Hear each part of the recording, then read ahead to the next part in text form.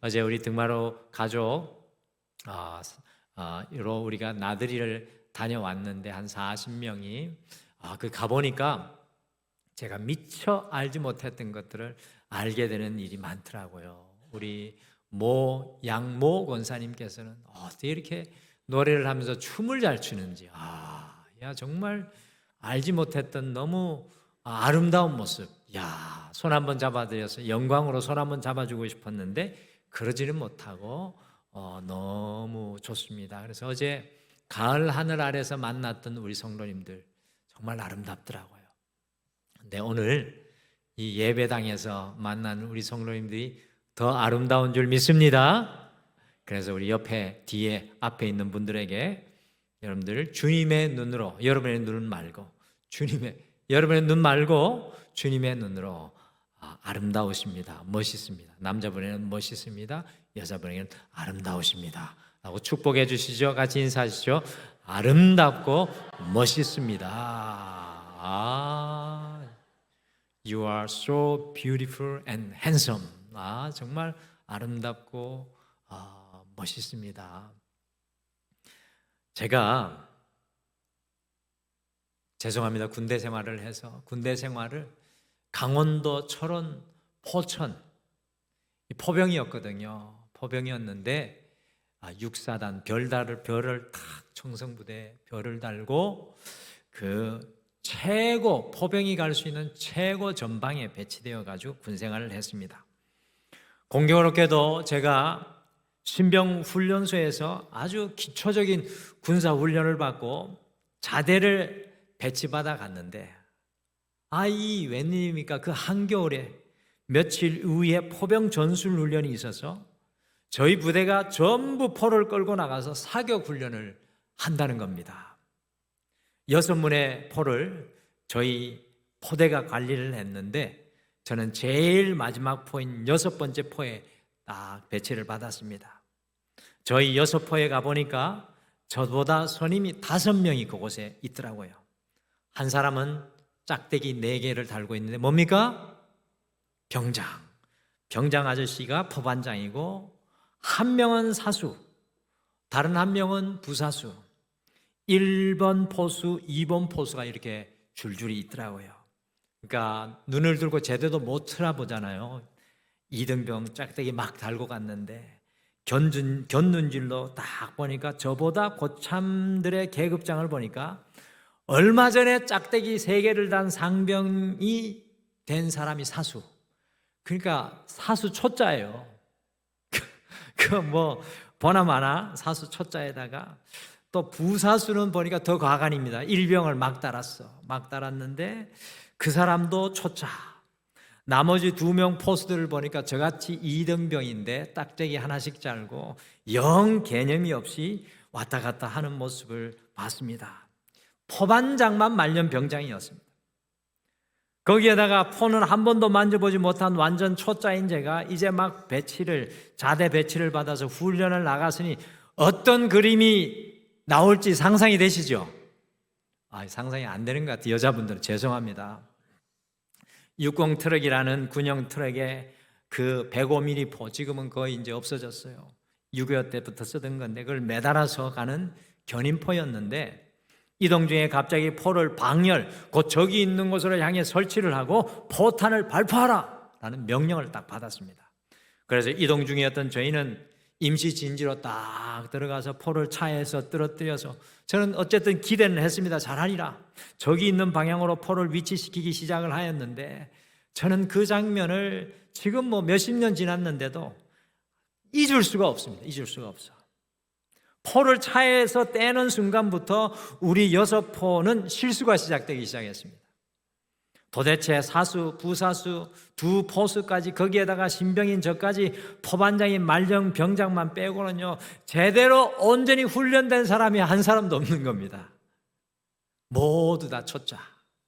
그래서 포를 적방향으로 위치하고 사수가 수치를 빨리 입력을 해가지고 좌우 방향을 포를 자리를 잡아야 되는데 못하니까 병장이 답답해가지고 발로 사수를 뻥 차버리고 자기가 사수가 되어서 수치를 딱 장입하고 포를 딱 위치를 시켰는데 이번에는 포수들이 뒤에 1번, 2번 포수가 포가 뒤로 안 밀리도록 땅을 파가지고 이 꽃갱이로 겨울에 얼어붙은 땅을 파야 되는데 어느라니까 영 한쪽에 진도가 안 나가는 겁니다. 포수 이등병도 발로 차가지고 패대기를 치고 자기가 땅을 다 퍼고는 포다리를 묻었습니다. 이번에는 부사서가 포의 높낮이를 맞춰야 되는데 원활하지 않으니까 고래고래 고함을 치고 어찌어찌하여 포반장이 거의 혼자 다 포를 준비했습니다. 그게 몇 분 안에 끝났을까요? 3분 30초 안에 끝나야 돼요. 제 기억으로. 포반장이 다 했다니까요. 포반장이 혼자서. 저는 뭘 했을까요? 저는 뭘 했을까요? 할 줄 아무것도 없으니 그 오합지졸의 모습을 열중시원하고 그 와중에 보고 있는데 포반장의 발길질과 고성이 무섭기도 하고 무섭더라고요. 다리가 막 달달달 떨려. 그런데 다른 한편으로는 그 장면이 얼마나 우스운지 도대체 웃을 수가 있습니까? 그런 상황에서. 제가 오늘 왜 이 이야기를 하냐면 제 머릿속에 바로 그 순간에 훈련이 얼마나 중요한지 깨닫게 되었습니다. 이 훈련이라는 것 너무나도 중요하다는 사실을 깨닫게 되었습니다. 우리 등마루는요, 종교개혁주일 이후에 우리가 교회입니다는 신앙선언을 하고 주님의 교회로 새롭게 개혁되는 은혜를 누리기 위해서 우리 자신에게 영적인 질문을 던지면서 이 2024년 한 해를 마무리를 해가고 있습니다. 지난주에는 우리가 두 눈 부릅뜨고 서로 인사했잖아요. 뭐라고 인사했습니까? 지난주에 질문했잖아요. 뭐라고? 두 눈 무릎뜨고 같이 물어보시죠. 온전한 예배자이십니까? 저한테 물어보세요. 온전한 예배자이십니까? 잊지 말라고 하는 거예요. 그때 따라 해주셔야 돼. 지난주에 두 눈 무릎뜨고 서로 인사를 하고 한 주 내내 예배자로 거듭나서 살아보려고 애썼습니다. 오늘은 신년 45번째 시간에 우리가 교회로 새롭게 거듭나기 위해서 두 번째 질문을 드립니다. 우리 6가지 질문을 하게 되는데 두 번째 질문이 바로 오늘 제목이에요. 제목 같이 한번 읽어보실까요? 시작. 준비된 훈련자이십니까? 이제 이걸 옆에 분에게 물어야 돼요. 두 눈을 크게 뜨고 물어줘야 돼요. 아까는 사랑의 눈빛으로 했는데 이제는 정말 그러냐라는 눈빛으로 같이 물어주시죠. 준비된 훈련자이십니까? 같이 물어주시죠. 준비된 훈련자이십니까? 아주 대단하네요. 성가대 무섭습니다. 서로 맺힌 게 많은 것 같아요. 침 튀기면서 물어버리는데 네. 준비된 훈련자이십니까? 우리 자신을 이 질문으로 다시 돌아보기를 원합니다. 교회는 우리가 구원받는 구원의 방주일 뿐만 아니라 우리가 훈련되는 영적인 군사훈련소입니다. 여러분 이게 굉장히 중요해요. 한국의 모든 교회들의 문제가 교회가 구원받는 영적인 방주에 머물러 있습니다. 교회는 구원받는 방주일 뿐만 아니라 우리가 훈련되는 영적인 훈련소까지 되도록 나아가야 됩니다. 우리 신앙이 거기까지 나아가야 돼요. 주일날 한 번 예배로 절대 부족합니다. 예배자는 시작에 불과한 겁니다. 온전한 준비된 훈련자. 훈련되지 않는 성도는, 준비되지 않은 성도는 세상 속에서 하나님의 교회, 우리가 교회잖아요. 하나님의 교회로 어떻게 살아갈 수 있겠습니까? 우리가 교회인데 준비되지 않고 훈련되지 않으면 어떻게 하나님의 교회로 살아갈 수 있겠습니까? 저처럼 열중시하고 그냥 세상이 벌어지는 일을 그냥 보고만 있겠습니까? 그러므로 이 교회에서 예배를 통해서 주의 말씀으로 무장되고 훈련되는 것 참 중요합니다. 우리 교회가 거기에 터닝 포인트, 그 자리에 서 있는 겁니다. 그래서 오늘은 우리가 어떻게 준비된 훈련자로 준비되어야 할지 함께 말씀을 묵상하면서 이번 한 주에 우리가 준비된 훈련자로 조금이라도 주님 앞에 새로워지기를 간절히 축복합니다. 여러분들 예배자 다음에 뭐라고요? 훈련자가 되셔야 돼요.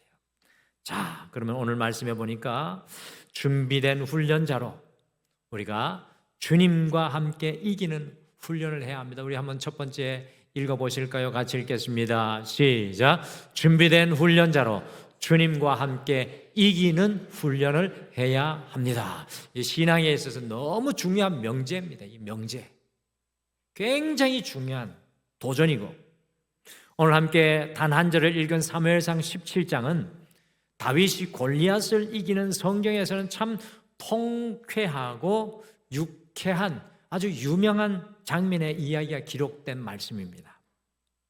흔히 우리는 사무엘상 17장의 이야기인 이 다윗이 거인 골리앗을 이겨 승리한 이야기를 읽으면서 약자인 소년 다윗이 강자인 거인 골리앗을 이긴 사건으로만 생각할 때가 참 많습니다. 사무엘상 17장을 그렇게 생각해요. 제가 아까 영재 청년이 왔는데 194, 저는 175. 기분 나쁘더라고 섰는데 한참 올려봐야 돼. 근데 거인 골리앗은 294.5인지 295인지 1m나 더 큰데 이게 고개가 꺾일 것 같아요. 그래서 사무엘상을 읽으면 17장을 읽으면 약자인 소년 다윗이 강자인 거인 골리앗을 이긴 사건으로만 생각할 때가 많습니다. 그래서 오늘 말씀을 가지고 어떻게 약자인 우리가 골리앗을 이길 수 있는지 처세술 측면으로 오늘 말씀을 접근해 나갈 때가 많습니다. 그리고 어떤 때에는 거인 골리앗을 이기는 다윗은 특별한 사람이네. 이 이야기는 나하고 전혀 상관이 있는 이야기가 아니네. 나는 다윗과 절대로 같을 수가 없어 라고 생각하기 쉽습니다. 또한 다윗이 거인 골리앗과 싸우는 그 흥미진진한 전투 장면에만 우리의 시선을 빼앗길 때가 많습니다. 그러나 사무엘상 17장에서 가장 중요한 말씀은 이 17장이 꽤 길어요. 1절부터 몇 절까지 나옵니까? 58절까지 나오는데 매우 긴 말씀들 중에서도 다윗이 골리앗과 싸우게 해달라고 사울에게 이야기하는 다윗의 이야기인 34절부터 37절까지가 사무엘상 17장의 핵심입니다. 제일 중요해요, 거기가. 왜냐하면 사무엘상 17장 34절에서 37절의 다윗의 말 속에는 왜 자신이 거인 골리앗을 상대할 수 있는지 다윗이 그 이유를 분명하게 낱낱이 고백하고 있기 때문입니다.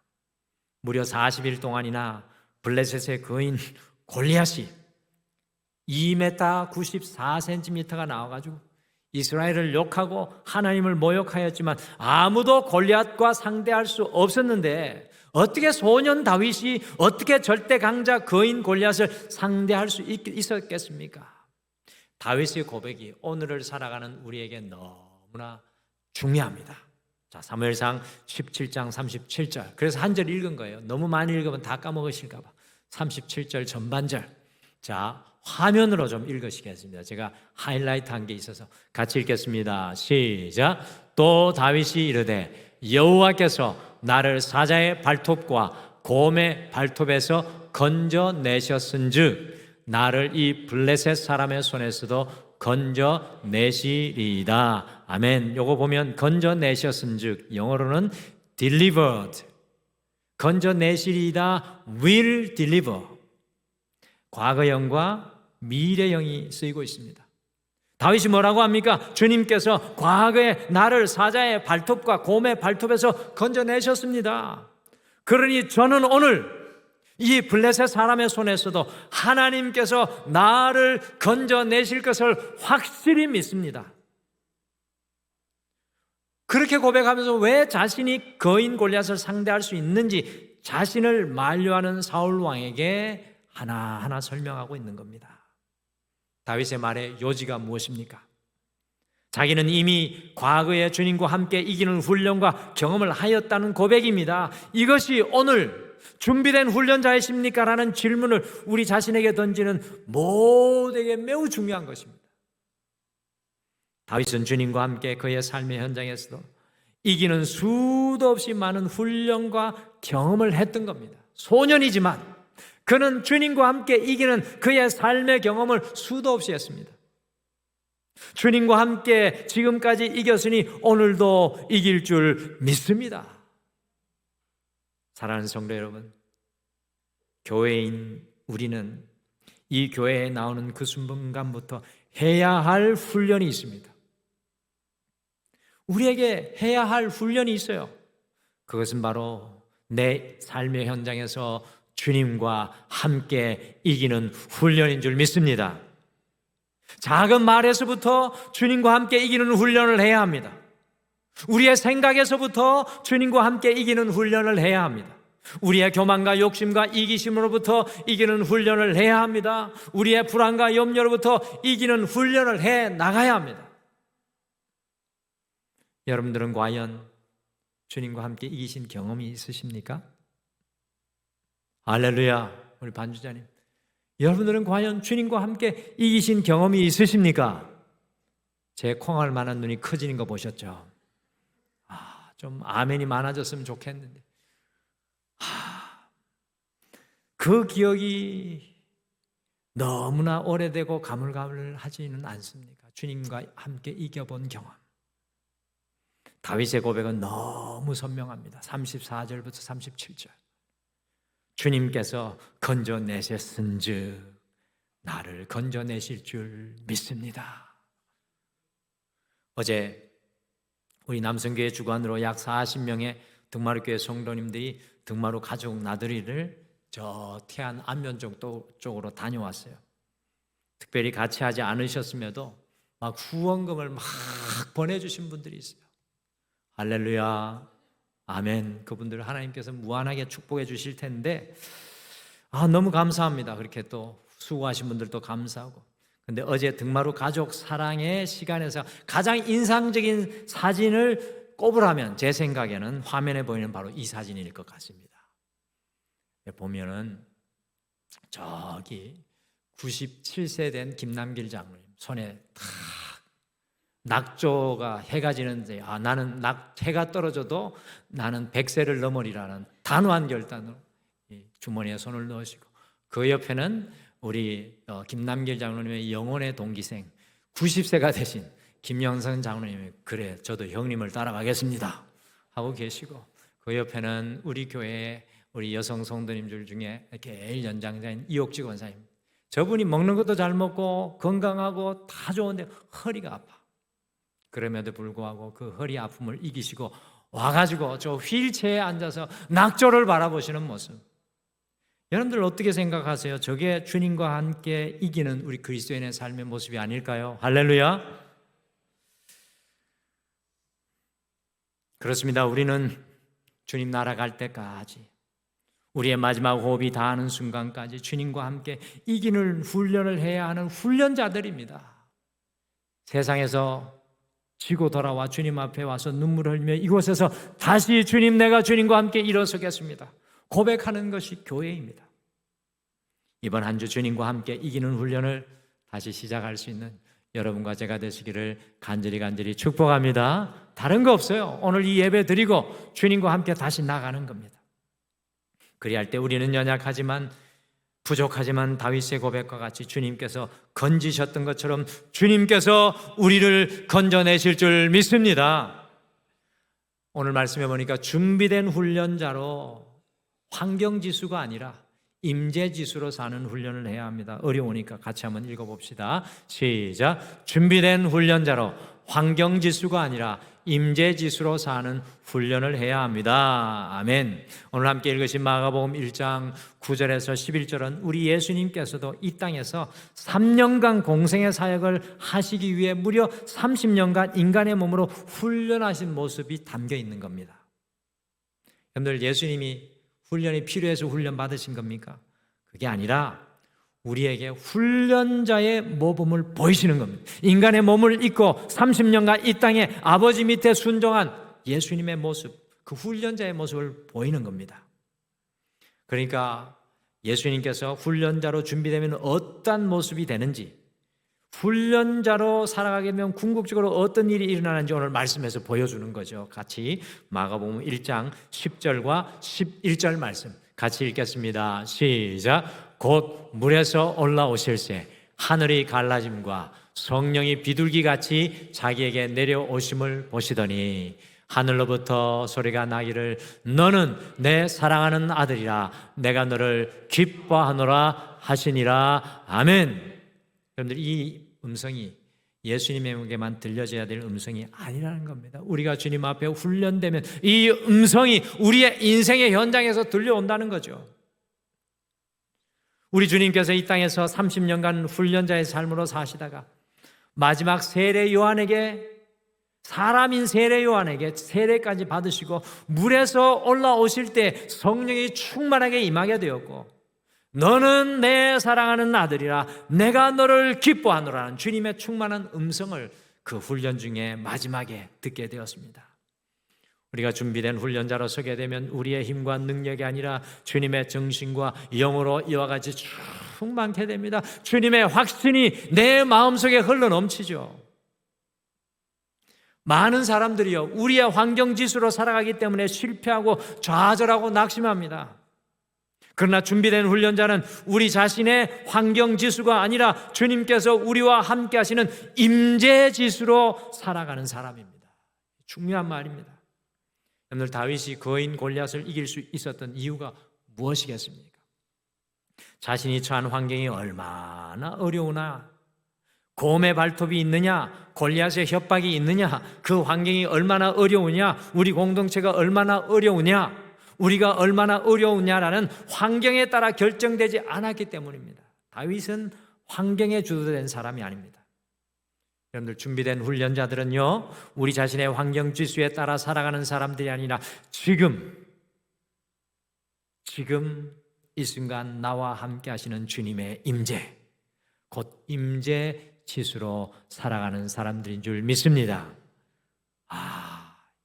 곰의 발톱이 얼마나 대단하냐, 사자의 발톱이 얼마나 위협적이냐, 골리앗의 협박이 얼마나 무섭느냐 하는 것보다 더 중요한 것, 우리 속에 계신 분, 내 속에 계신 하나님의 임재지수가 얼마나 강력하느냐에 따라서 우리의 영적인 승리의 승패가 달려있는 줄 믿습니다. 여러분들, 자동차 운전하면은 연료 탱크에 F하고 E가 써 있잖아요. F는 full, E는 뭡니까? 앵꼬, empty. 일본 말이 죄송합니다.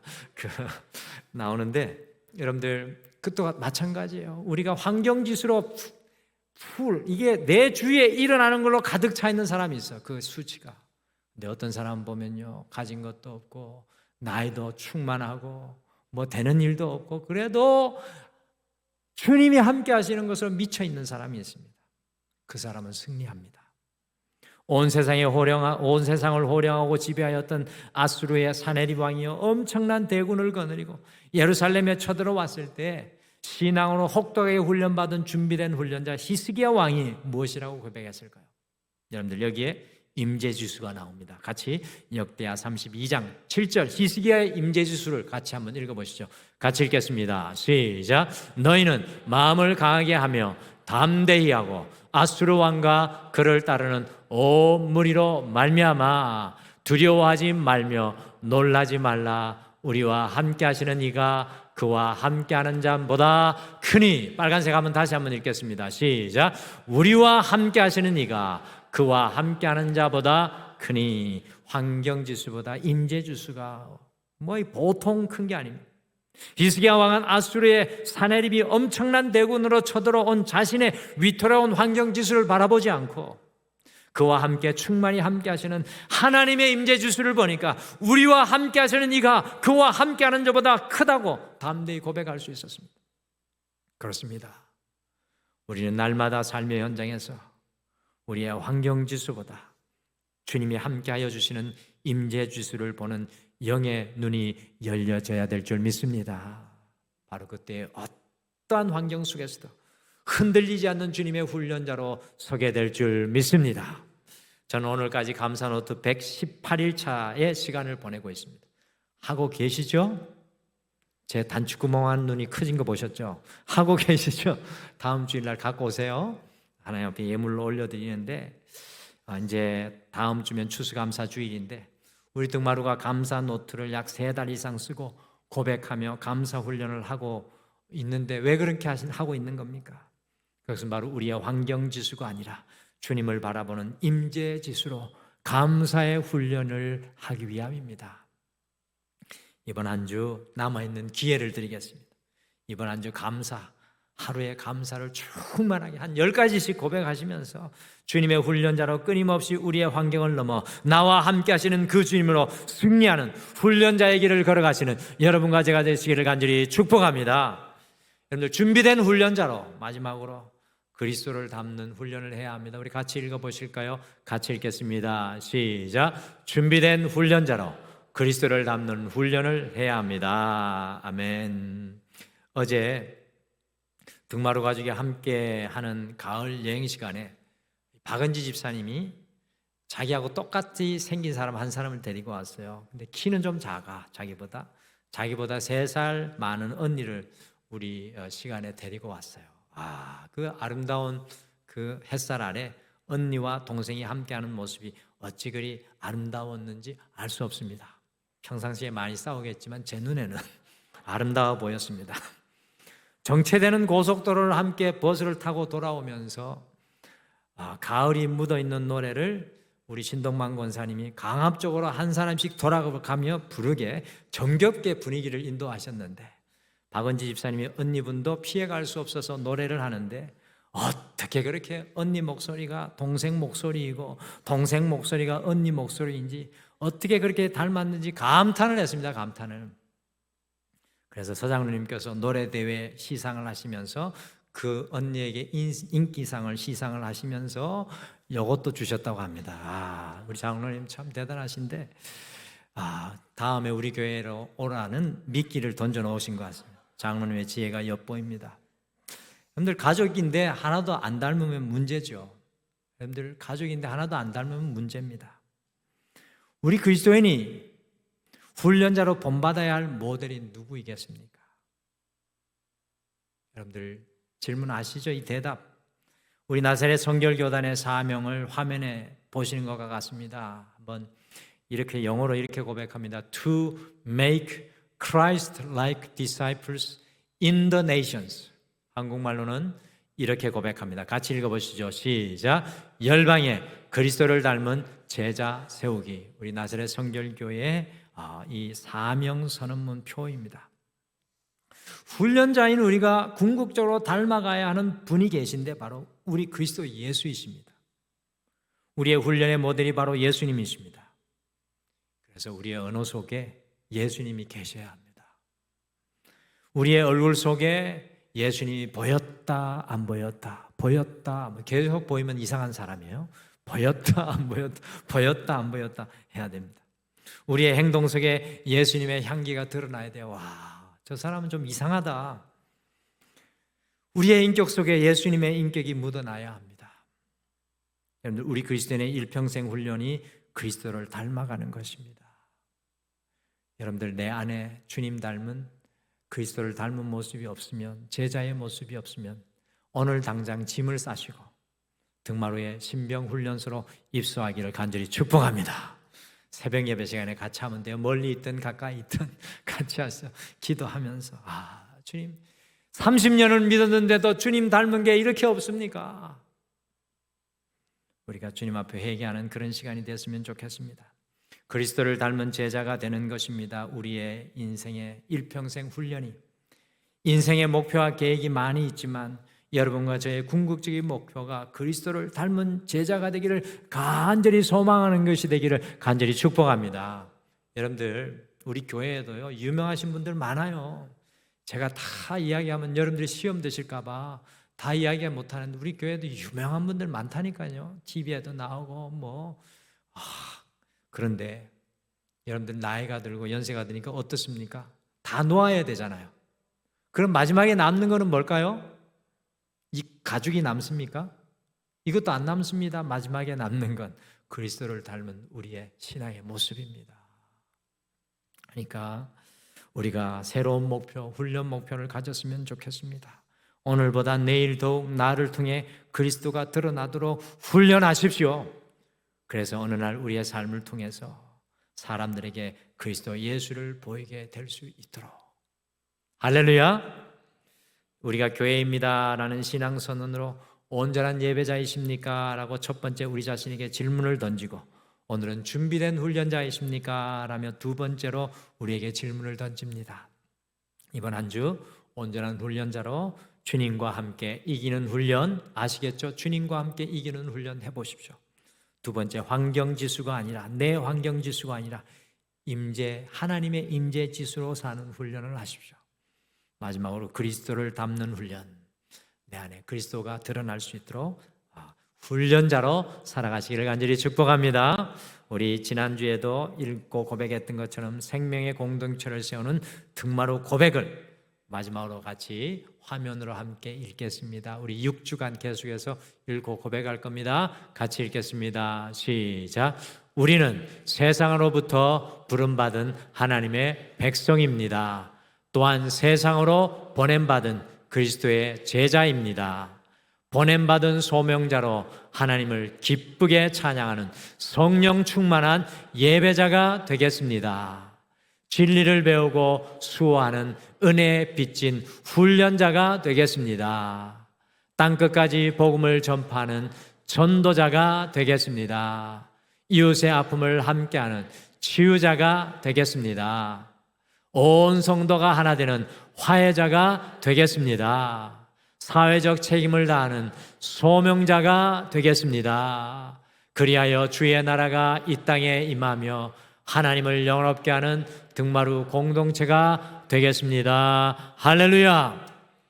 우리 하나님 앞에 영광의 박수를 올려드리겠습니다. 찬양 하나 하실까요? 기억하십시오. 여러분과 저는 주님 교회의 신병훈련소에 입소한 영적인 훈련생입니다. 할렐루야!